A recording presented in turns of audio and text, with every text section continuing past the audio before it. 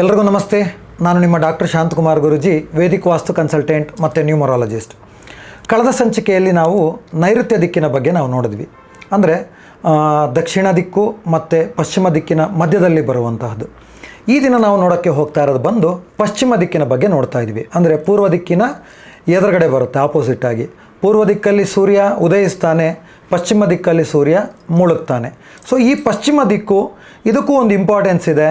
ಈ ಒಂದು ದಿಕ್ಕಿನಲ್ಲಿ ನಮಗೆ ಗ್ರಹಗಳಲ್ಲಿ ಅಧಿಪತಿ ಅಂತ ಬಂದಾಗ ಶನಿ ಮಹಾತ್ಮರು ಈ ಒಂದು ಜಾಗದ ಒಂದು ಅಧಿಪತ್ಯವನ್ನು ವಹಿಸ್ಕೊಂಡಿದ್ದಾರೆ. ಇದರ ಜೊತೆಯಲ್ಲಿ ಅಷ್ಟದಿಕ್ಪಾಲಕ ಅಂತ ಬಂದಾಗ ನಮಗೆ ವರ್ಣನ ಒಂದು ಆಳ್ವಿಕೆಯಲ್ಲಿ ಬರುತ್ತೆ ಅಂತ ಹೇಳಬಹುದು. ಇಲ್ಲಿ ಕೂಡ ನಾವು ಒಂದು ಮಲಗುವ ಕೋಣೆಯನ್ನು ನಾವು ಏರ್ಪಡಿಸ್ಬೋದು ಈ ಪಶ್ಚಿಮ ದಿಕ್ಕಿನಲ್ಲಿ. ಮತ್ತು ಪಶ್ಚಿಮ ದಿಕ್ಕಿನಲ್ಲಿ ನಾವು ಮಲಗುವ ಕೋಣೆಯನ್ನು ಏರ್ಪಡಿಸಿದಾಗ ದಕ್ಷಿಣ ದಿಕ್ಕಿನಲ್ಲಿ ತಲೆಯನ್ನು ಹಾಕಬೇಕಾಗತ್ತೆ, ಇಲ್ಲ ಅಂದರೆ ನಮಗೆ ಪೂರ್ವ ದಿಕ್ಕಿನಲ್ಲಿ ನಾವು ತಲೆಯನ್ನು ಹಾಕಬಹುದು. ಮತ್ತು ನೋಡಿ, ಇಲ್ಲೂ ಕೂಡ ಪಶ್ಚಿಮ ದಿಕ್ಕಿನಲ್ಲಿ ಯಾವುದೇ ಕಾರಣಕ್ಕೂ ಕೂಡ ಬಾವಿಯಾಗಲಿ, ಸಂಪಾಗಲಿ, ಅಥವಾ ಈ ಒಂದು ನೀರಿನ ಒಂದು ಯಾವುದೇ ರೀತಿಯಾದಂತಹ ಒಂದು ಅಲ್ಲಿ ಬೋರ್ವೆಲ್ ಆಗಲಿ ಬರಬಾರ್ದು.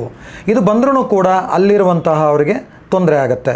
ಮತ್ತು ಪಶ್ಚಿಮ ದಿಕ್ಕು ಎತ್ತರವಾಗಿರಬೇಕು, ಆದರೆ ನೈಋತ್ಯಕ್ಕಿಂತ ಕಡಿಮೆ ಇರಬೇಕು.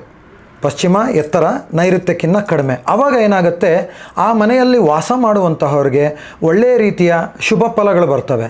ಅದೇನಾದ್ರೂ ಪಶ್ಚಿಮ ದಿಕ್ಕು ತಗ್ಗಾಗಿದ್ದರೆ ಕಷ್ಟ ನಷ್ಟಗಳು ಎದುರಾಗ್ತವೆ, ಮತ್ತು ಹಣಕಾಸಿನ ವಿಚಾರದಲ್ಲಿ ತೊಂದರೆಗಳು ಬರ್ತವೆ.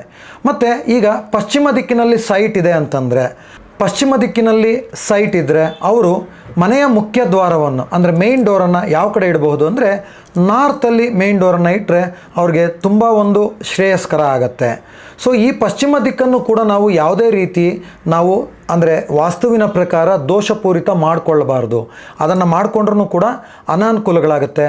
ಮತ್ತು ಪಶ್ಚಿಮ ದಿಕ್ಕಿನಲ್ಲಿ ಕಿಟಕಿಗಳು ಅಂತ ಇಟ್ಟಾಗ ಪೂರ್ವ ದಿಕ್ಕಿಗಿಂತ ಪಶ್ಚಿಮ ದಿಕ್ಕಿನ ಕಿಟಕಿಗಳು ಚಿಕ್ಕದಾಗಿರಬೇಕು. ಮತ್ತು ಪೂರ್ವ ದಿಕ್ಕಿನಲ್ಲಿ ಏನಾದರೂ ಕಿಟಕಿಗಳು ಜಾಸ್ತಿ ಇದ್ದರೆ ಪಶ್ಚಿಮ ದಿಕ್ಕಿನಲ್ಲಿ ಕಿಟಕಿಗಳು ಕಡಿಮೆ ಇರಬೇಕು.